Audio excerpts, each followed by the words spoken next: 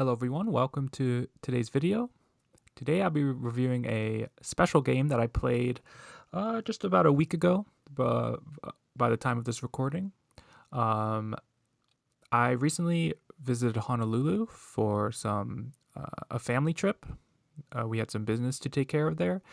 And of course, as I'm sure a lot of you have, as your fellow Go players, you try to look up the local club. And of course, there is a Honolulu Go Club, and we were fortunate enough to be able to align schedules and was able to go there. And I must say, some of the nicest Go players I've met. We first show up there at the club, and as I'm sure you know, when you first show up to any sort of meetup and people don't know you, you kind of get some stares like, who are these people? Which is fine. And the club owner, who I believe his name is Sid, since we had contacted him beforehand, he knew of us showing up. And he's like, oh, so you must be Soren. And I went with my dad, Jerry.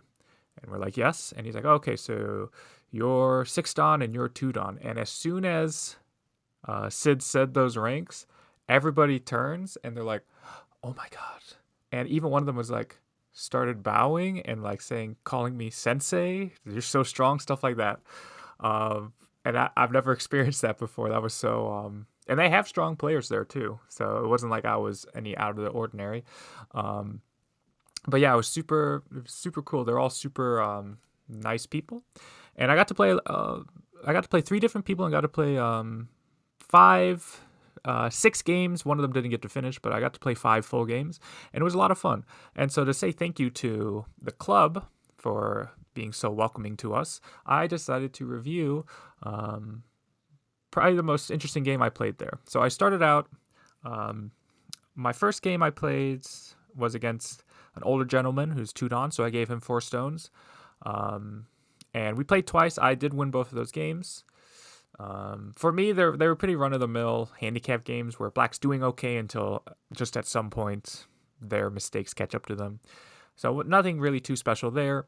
Then I played, and I apologize, I forgot the name of the gentleman I played. Yeah, he didn't speak much English, so I don't think he ever said his name personally. Only if the club president said something. But yeah, so played him twice, won both games, and then I played someone named Guy, and we actually talked quite a bit. We became pretty good friends, I'd say, in the short amount of time we were together. And his range, I believe, was between 1Q and 10Q, because he says he doesn't play besides at the club. So he's like, he doesn't know if it's because he's playing the same people, if he's actually the rank he is, or what. We played 9 stones, and I won that game, and then we were just like, hey, we're just waiting around for people to finish, so how about we play an even game and talk about it? So we did that. That was the game that didn't get to finish, because Bryan was available, and Bryan's my opponent in this game. And again, the people there were so nice. They're so humble and nice, and I remember this because this stuck out in my head as it was happening. Was Bryan wasn't there when we showed up, so he didn't hear our introduction. So when he showed up, we were just kind of strangers there, and my dad was reviewing a game, and turns out Bryan's like 2 to 3 Dan, maybe a smidgen stronger than my dad, but they're pretty much even, I would say. But he doesn't know anything about my dad's rank, and he's watching my dad review this game. And after my dad's done reviewing, Bryan, with no prompting, just said something like, I can tell you're strong based on how you're reviewing and based on what you're saying. And I've never heard anybody say that. It's like the nicest thing you could say to somebody. I know you're strong because of how you're reviewing. And so everyone is so nice, but Bryan was so nice. He was such a nice person. Even this is the second game we played that I'm about to review. And the first game, and he'll tell you this too. This isn't me, blowing smoke. He got pretty much destroyed. He had a group die really early on, and instead of being, maybe salty, although I don't think people would really be salty at a club game, but instead of being down on himself or anything, he was just like, oh yeah, can you review it? Can you teach me? And he was so open to reviewing, learning. And he was such a great guy, And just like Guy, I became really good friends with Bryan as well.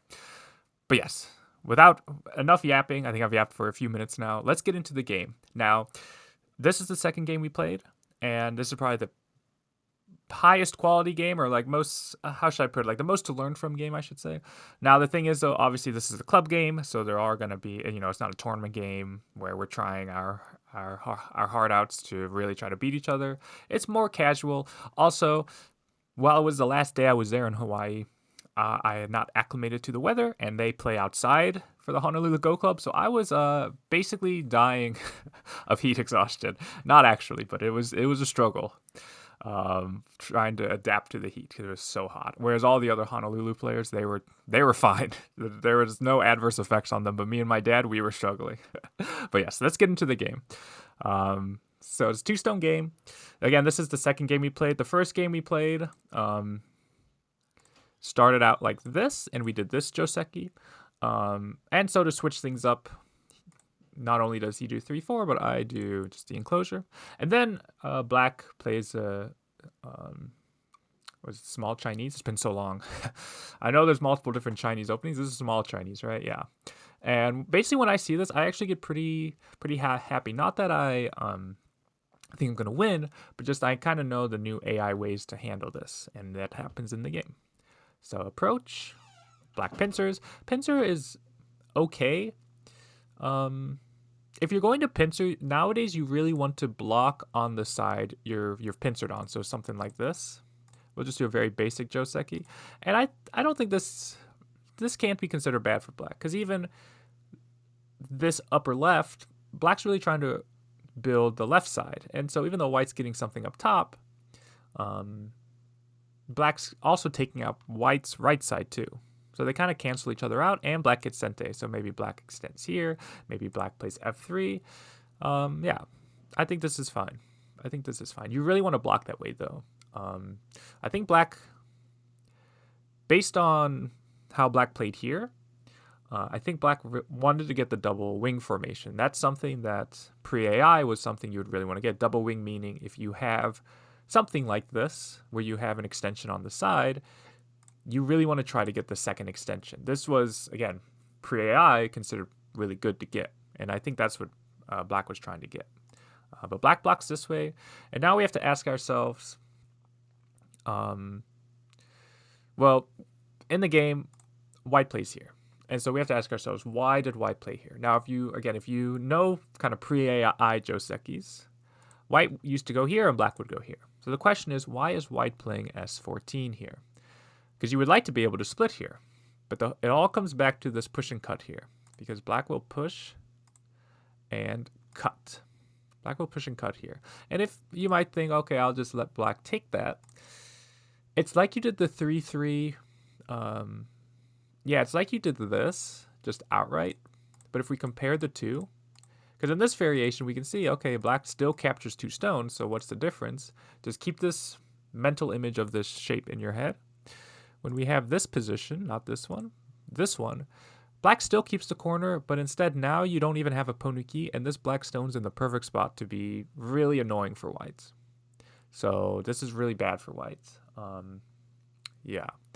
So you have to protect this push and cut somehow, or capture here, which this is what White will do, Atari, and instead of extending here and letting White run out, which is pretty dangerous for Black. Even if Black ends up being able to take the corner with this kind of move, the whole idea is it's still a ko in the corner. So it's okay for White to actually almost treat the upper right lightly, believe it or not.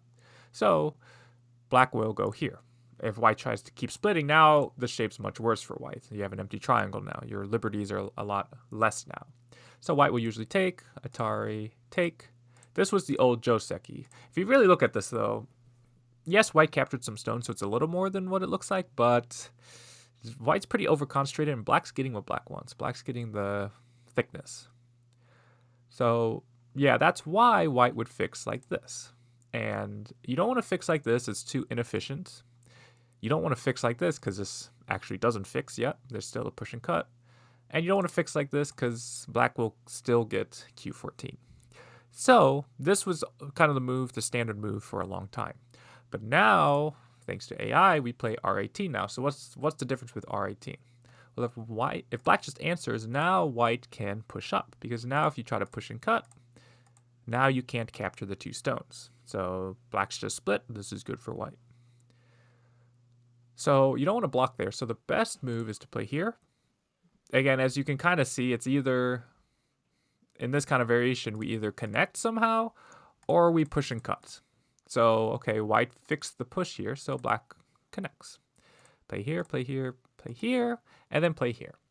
And this actually is where the Joseki finishes, believe it or not. You might think, well, doesn't white have a weakness here?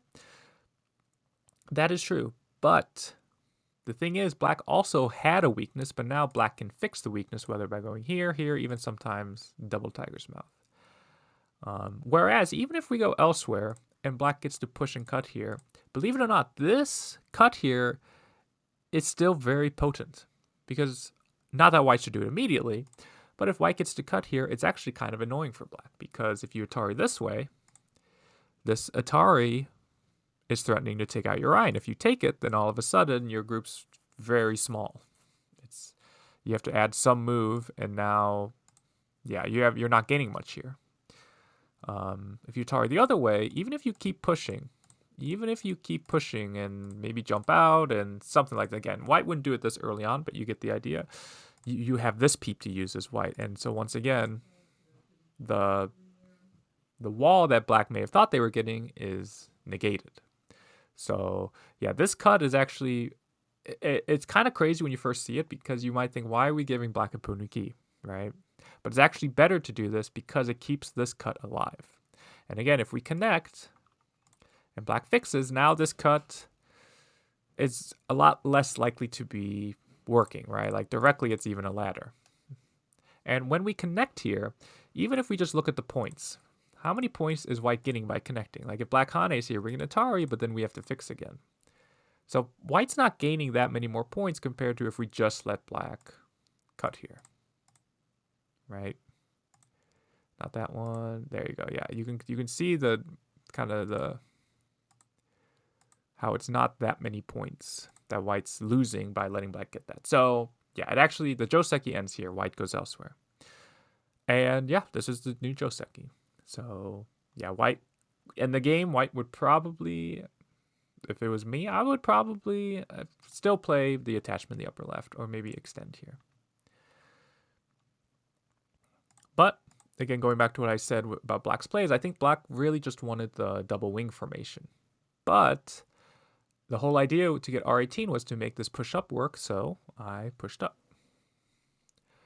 Black attaches once.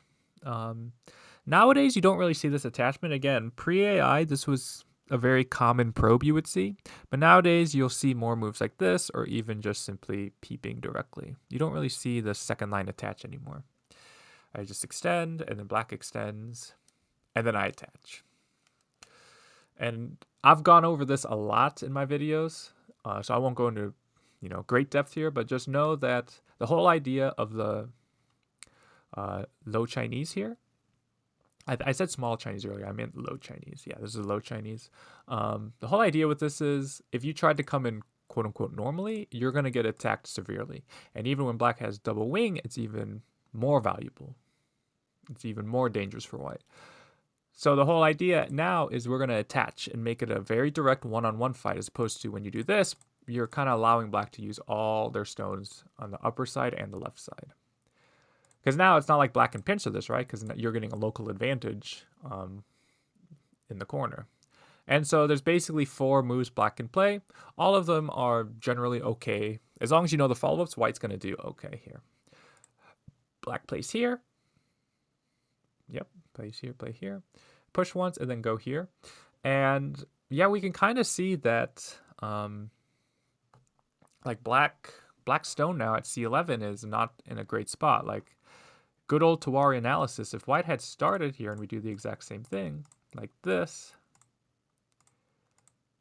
like so, black wouldn't really go here, right? It's kind of a weird spacing. And even if you play this once, you wouldn't spend another move to play here. You might you might think to be a little more direct, maybe something like this. And so you can see you're spent 2 moves to kind of seal white in. So that's why black's choice here is a little I don't think it's that good for black. But then black played there, and then approach or squeeze here. Squeeze black space. And then we get black kind of playing confusingly, where black hanes and double hanes. Okay, that's fine. Atari, and then extend. Cut is fine, and then I play here. This could be a minor mistake, actually, and we'll go into why in a second. We'll show what black did in the game, then what black should have done, and then what white should have done. So to start, black plays here. Black's whole idea here is there's some weakness here, even though there's not really weakness, because if this is Sente, this becomes an Atari. So I don't actually really know why black played here, but okay. And then here it's like, okay, well now if you're going to save, you can play here, right? And it is dangerous, but yeah, somehow black will be okay, maybe. Or even now just give up the 3 stones, right? But black plays here, and I'm like, really? Double 2 empty triangles in 2 moves? Black's confident, because I just extend. And black plays there, hane, and then push. And again here, like black could just give up a stone and just, it's not great, but it's, we'll see what happens in the game is black covers here and just lets me cut off these 2 stones. In Sente, black needs to connect. So what do you think? Yeah, this result's super good for white. Super, super good for white. So instead, what should black have done? Black should just give them up. Just give up those 2 stones. Because you'll see, always keep in mind, this push is always going to be Sente with this Atari. So notice, when you push here, well, I have to extend. What about push again? I can't hane because I have too few on liberty, so push again. How about now? Even here, I can't really fight this. Right? These 4 stones are too weak. What about here? Can white ignore here?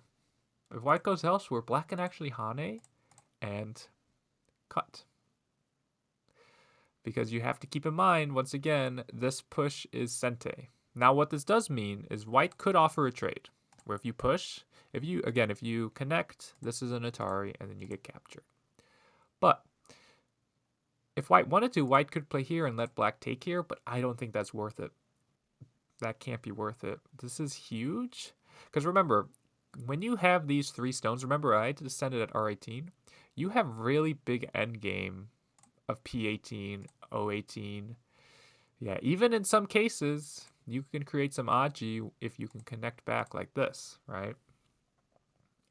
Potentially. So this keeps a lot of Aji alive on the upper side when you have R18. But if this gets captured, right, in this kind of variation, all that Aji now goes bye-bye. There is no Aji up top, or a lot less Aji. So this looks pretty painful for white. So white even has to answer again whether white hanes or just extends. But we can see the direction of black stones here are super good. Even though black's giving white 5th line territory, which normally is a dream. Black's taking, I don't know, what is that? That's the 10th line. Black's taking 13th line territory, no, but black's center is very big in this kind of case. Black could play something like this. Black could maybe seal. Black can maybe play something cosmic like this. This is hard for white. This is very hard for white. So what should have white done instead? White should just Atari. In the game, my thought process was, well, if I play this and then extend, black descending is very painful. Now, it turns out it is painful, but it means black can't give these stones up now. So in that case, it's okay. I didn't want to get this descent, though. Like I saw black getting this descent and being like, no, that's no good. But here you can see black's still not alive, and black center that could have happened is now obsolete. But I can even do one better, is I don't need to play this immediately. I can just hane and connect. Because now if black Atari is like this, black's going to be forcing me to face this way. And if black gets a wall here, This wall is not as valuable as the one in the other variation, right? It's facing down towards a bunch of white stones in the lower right. And there's still Aji of push here, cut here. Yeah, so even if black gets this, and again, I don't think black can be or take the top because black's too weak on the right side. So yeah, I should Atari and then Hane. Now again, this does mean like, okay, black can still give it up, but it means like now at this stage, I could go elsewhere, and now I'm perfectly safe because I can capture in one move. So yeah, black can still take the outside, but yeah. But the main problem for black here was, notice how black's like, okay, I want the center / the top. But then black's like, you know what? Actually, I changed my mind.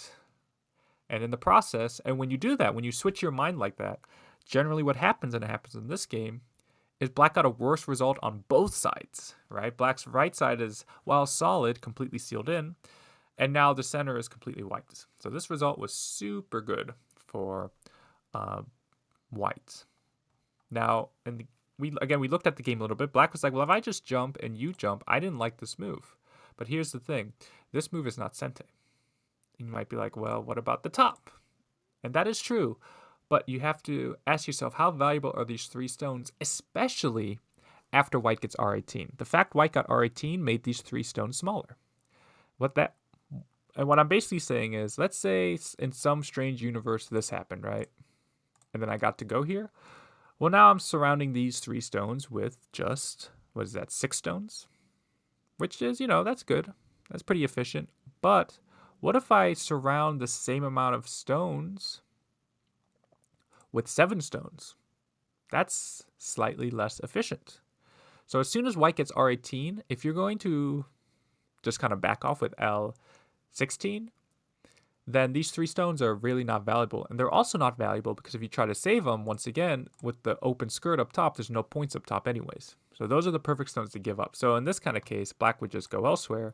And white wouldn't take this right now for those reasons I just said. White would probably play this next, kind of threatening G4.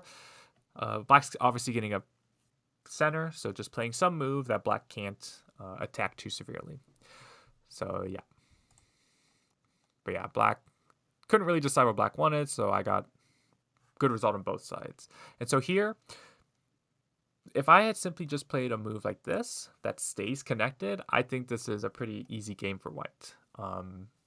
White has cash.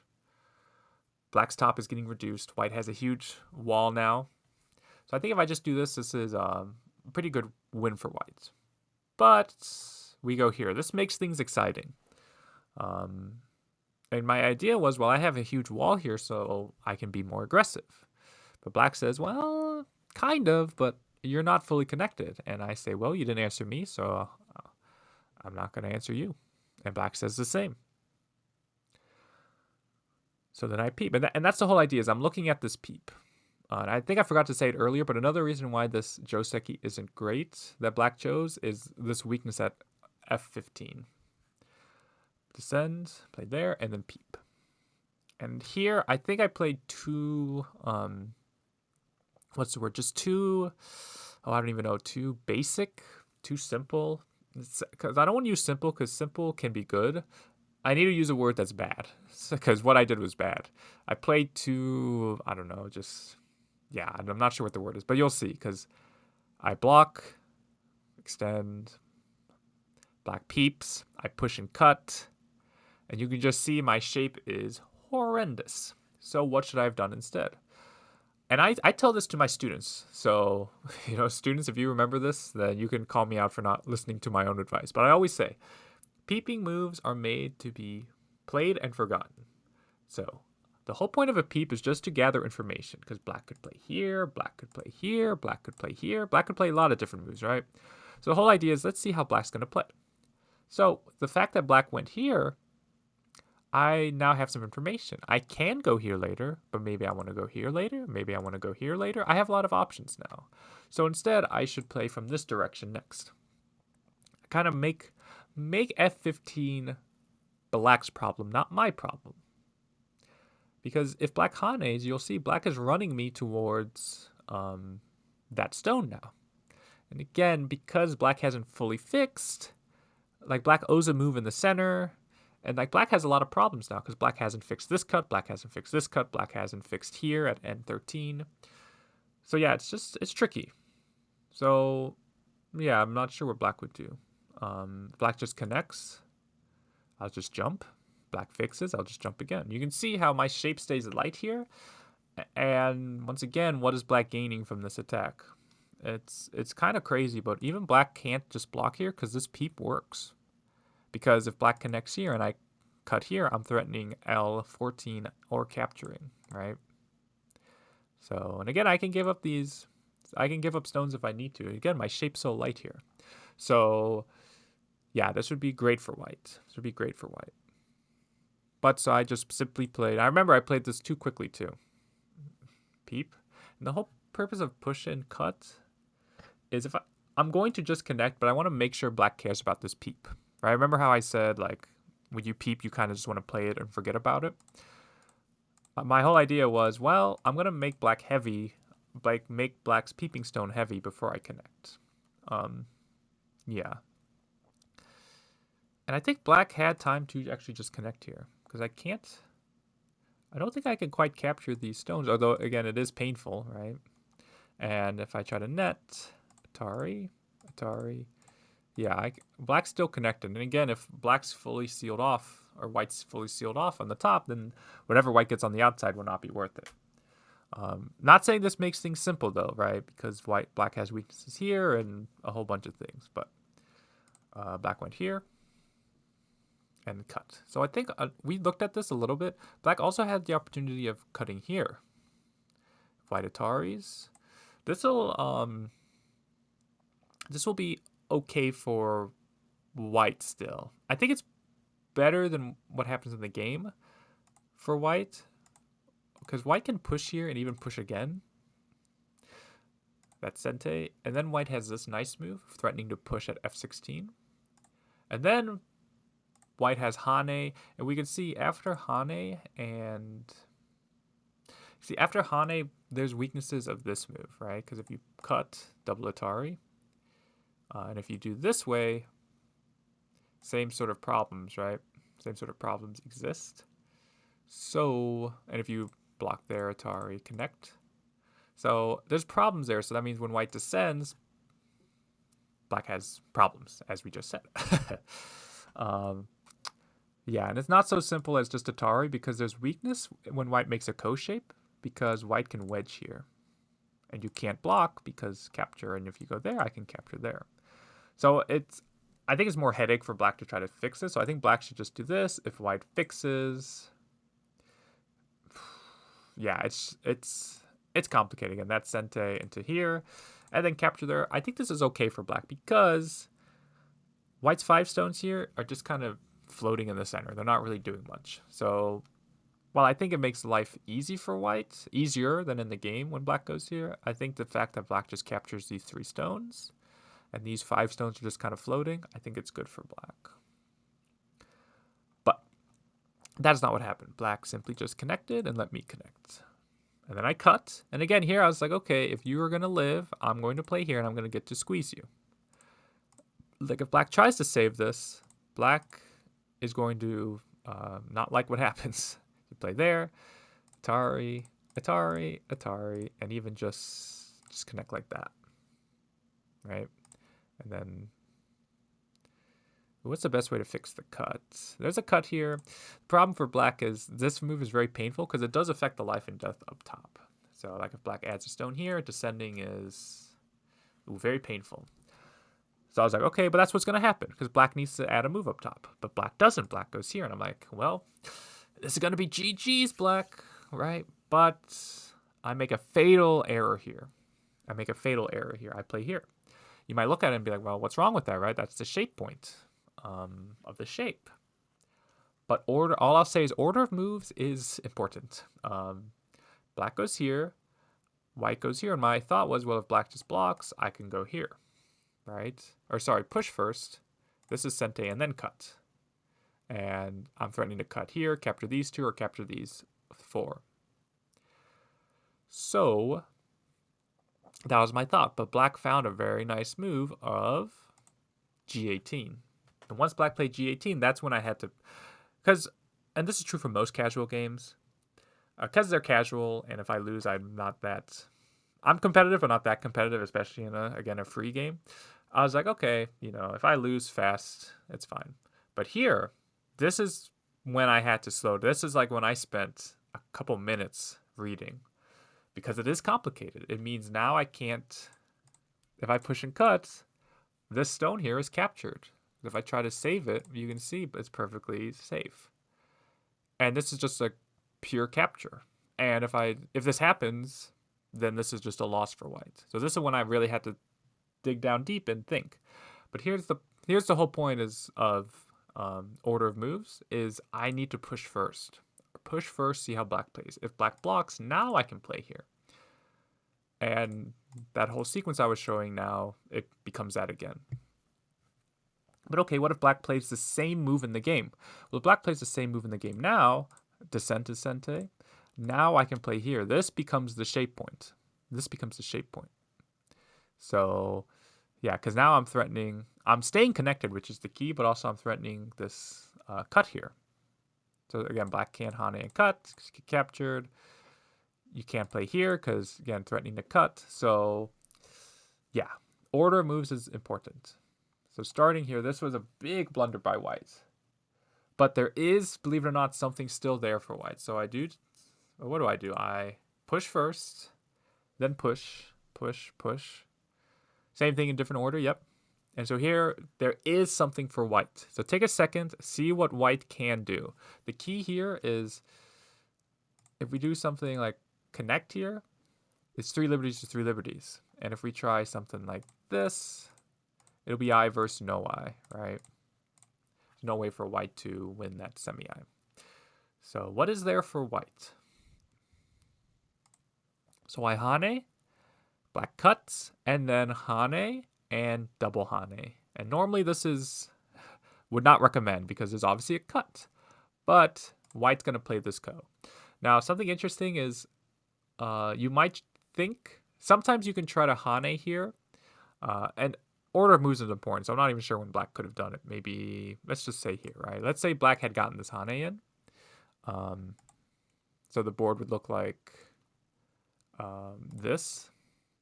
Really getting that hane in actually isn't that valuable because you might think, okay, well now white doesn't have the ko. Because if this happens, now white has to take. White doesn't have time to play e19. That's the whole purpose of the hane. But in this specific shape, and this is why knowing your shapes is so valuable, white can actually just cut at e18. Because after connect and descent, black can't play on either side. So yeah, just to show in the game, if black had tried that, like here, white cuts, no way. Again, the whole idea is trying to prevent white from being able to take away an extra liberty. But in this case, it just doesn't work.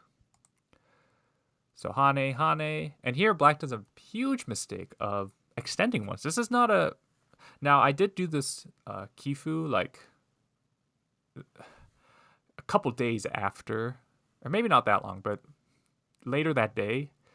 So there is some order of moves mistakes, but this, I actually think I did pretty good on this kifu. I think it is pretty accurate. There were some I had some questions on, or like wasn't exactly sure, but the main thing is this was not a mistake. Black did not take the ko first. Black needs to take the ko first. Even if you plan to extend here, just take the ko first and make your opponent use a ko threat. So that's ko 101. If you have local threats, save them, and that's a local threat. So I'll play there, and then it's already there. And here, best thing for black to do, just give those up.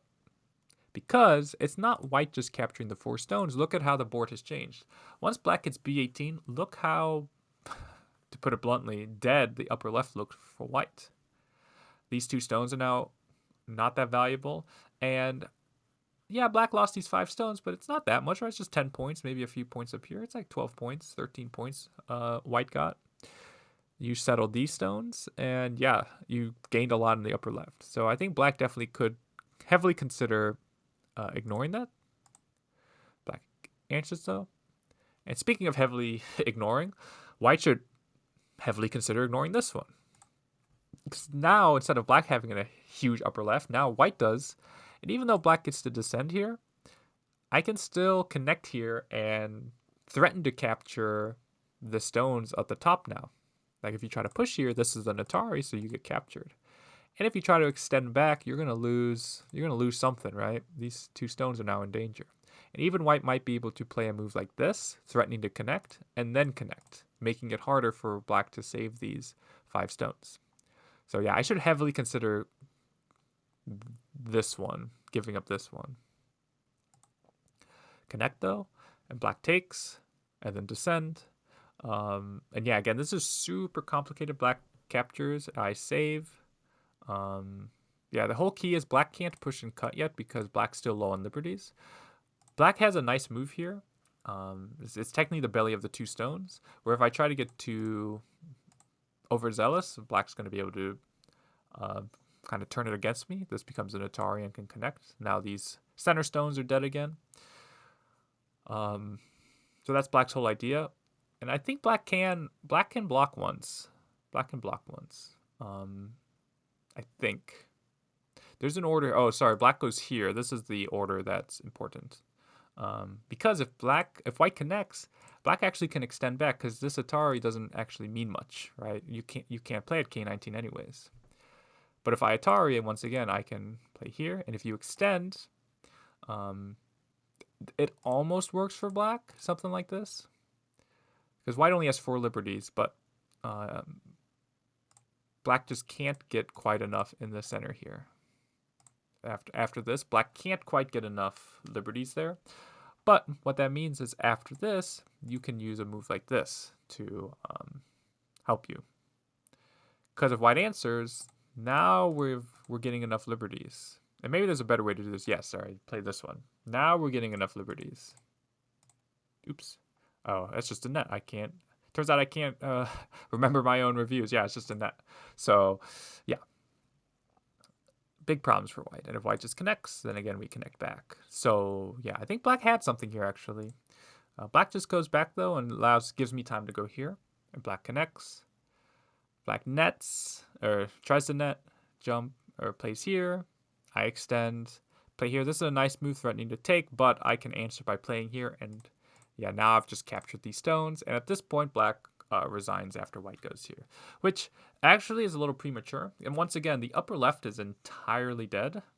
And if I have to play moves like this is very painful to have to live this way. And I don't even think it's a clear life yet. But black decided after making these stones heavy to just resign. And again, I think if you just give these up, something like this, and then like play here, this is all of black's stones are working nicely together. There was no reason for black to save these stones in the center. But yeah, this is where the game ended.